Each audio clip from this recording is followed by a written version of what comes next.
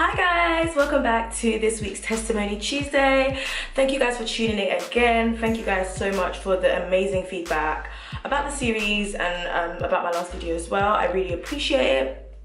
I do want to give a disclaimer that I'm not a perfect Christian or anything like that. I'm not claiming I am. I literally just want to just give thanks to God every week. But yeah, and I think this helps me in my walk as well. It's challenging, difficult walk that I'm on. I'm faithfully still on. So yeah, hope that you guys are blessed by this upload. So if anyone has me on Twitter or Instagram or Snapchat, you would know that obviously Testimony Tuesdays is meant to be uploaded every Tuesday. Last week's was uploaded on a Wednesday because of an emergency. I actually I was in A&E all Tuesday night. The video was uploaded and it was ready to be made public, but something really weird, sorry about that, I've got a cough. Something really weird happened, and I'm not really going to touch on the health part of things because I'm still not quite sure what happened. I haven't spoke to the doctor, my mum and her health history, we see a correlation. So yeah, but basically I was sat in a computer room by myself doing work. As some of you know, I'm raising money for a Mac and loads of equipment for the projects that I'm trying to launch because yeah, I'm gonna graduate soon and I won't have access to uni and stuff like that. I'm doing well on my personal part of raising the money, and you guys have really helped me, so thank you so much for that to the people who have. But I always edit at uni in one of the computer suites and whatnot. So I was editing in there by myself. A girl walked in and I was like, oh god, because I just don't like people being around me when I edit. It makes me anxious. People ask questions. I don't know if it's shame, I don't know. I've done it for a long time, so it's not like I haven't done it. I've been doing it, but it just does, I don't like it. I'd rather have the room to myself. I'd rather be in the corner where no one can see my screen, but she sat like 2 computers away from me and the whole room was empty, which was annoying because there's like 3 rows, sis. Anyway, so that annoyed me, and then went to the toilet, came back, sat down. I was getting frustrated with the edit, pardon me, and I literally reached for my bag and tried to pick my bag up, and I couldn't get up, because every time I tried to get up there would be like a excruciating, stabbing, lightning-y pain coming from my lower abdomen, basically the very center of my my core / vagina, lower abdomen / whatever, that kind of section. I'm pulling into it, you guys can see the bottom half of me, that section, and it was literally pulling. Anytime I would try to get up, it was pulling 5-7 different ways, and it was excruciating. So I actually just went from being able to walk around to not being able to get up and move, and it's not like I couldn't feel my legs or I couldn't move my feet. No, I could feel everything, I just couldn't get up because of the pain. So I literally clearly I handled these situations well. Literally tried to get up 3 times. That was literally me. And then the girl went to the toilet. So, but when the girl went to the toilet, I picked up the phone, called my sister, told my sister what was going on. I was like, I cannot get up. What's going on with me? And my sister's like, you need to calm down, you need to breathe. I get similar pain sometimes. It kind of paralyzes you for a second. I'm like, okay, first of all, I don't know what the hell you're talking about. I've never been experienced this before, okay? I've been experienced pure pain, and that's it. I ain't giving birth to no children. I don't know about this disease. I don't know. So I was just crying. I was scared because I couldn't walk. Do you know what I mean? I couldn't get up. I was in so much pain. I didn't know what it was. I started thinking maybe I'm this is something to do with my fertility, or this is something to do with me having sex with someone and it's come back to bite me. I don't know. I was literally thinking of the worst. Anyway, my sister's like, well, call the security. And I was like, I don't want to call the security. I don't want to call anyone. I don't want to speak to anyone about this. I don't want to make a fuss. I just want this to stop. She goes, well, why? What do you expect me to do? And then my sister's like, what do you expect me to do? What do you want to do? Do you want to sit there and be with it? I was like, you know what, I'm going to call that, because she was getting annoyed with me, but I just didn't want to make a big fuss about the situation. I was positive, even though I was being dramatic, that this would stop soon, so maybe I'll just wait. So I dropped the phone, I waited 5 minutes, and I literally was crying. I was like, oh god, really? I'm editing the Testimony Tuesday, and I've now lost my ability to walk. Great stuff. The girl was back in and my sister had said on the phone, the person who's in a room with you get them to help you. So when she walks back in, I'm like, okay, don't want to make a fuss, but I'm gonna ask this girl to help me out.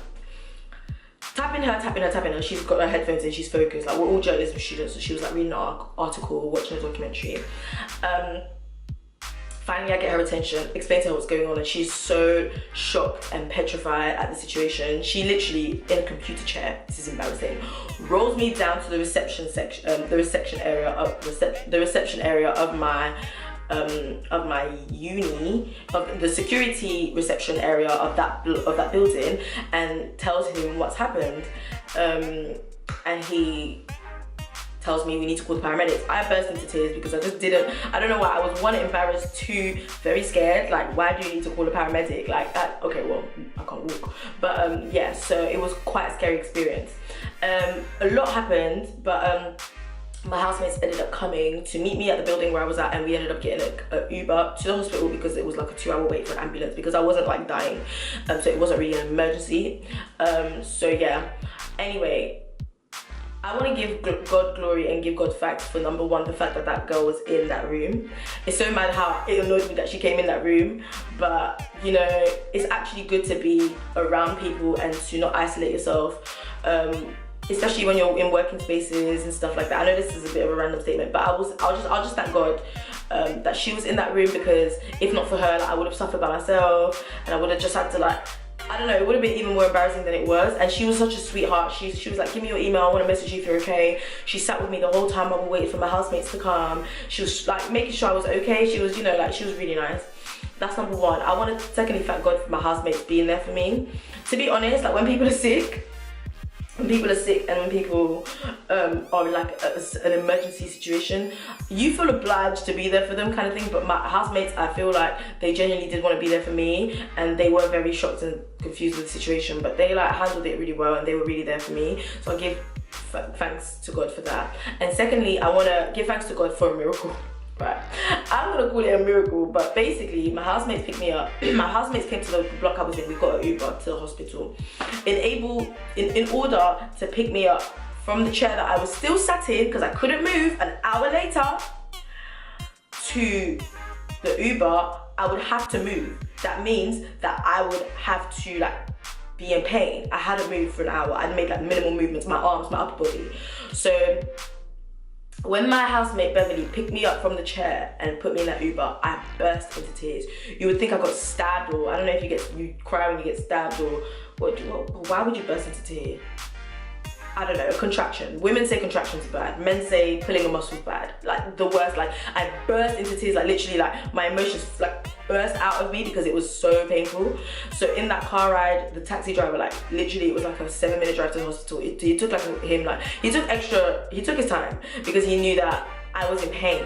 And he was like avoiding bumps and stuff, bless him. So thank God for him as well. Secondly, my mum called me and she was obviously panicked. My sister was like telling her what's going on. All she heard probably was like, my daughter can't walk, kind of thing.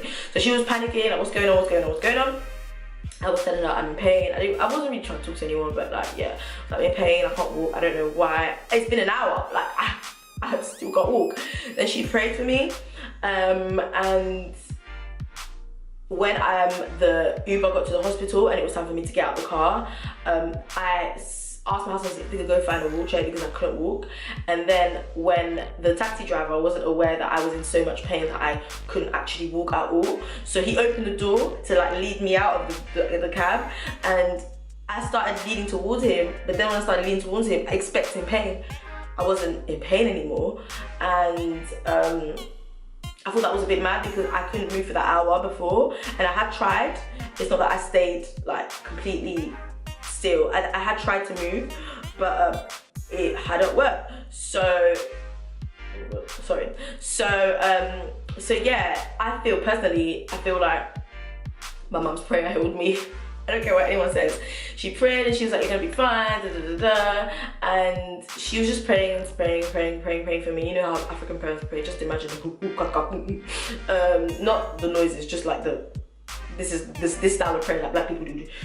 Praise him in the name. So yeah, and that's just my personal belief in it. Maybe having that like extra violent jerk of movement that it took to get me from the seat to the car kind of readjusted something inside of me, or maybe it was my mum.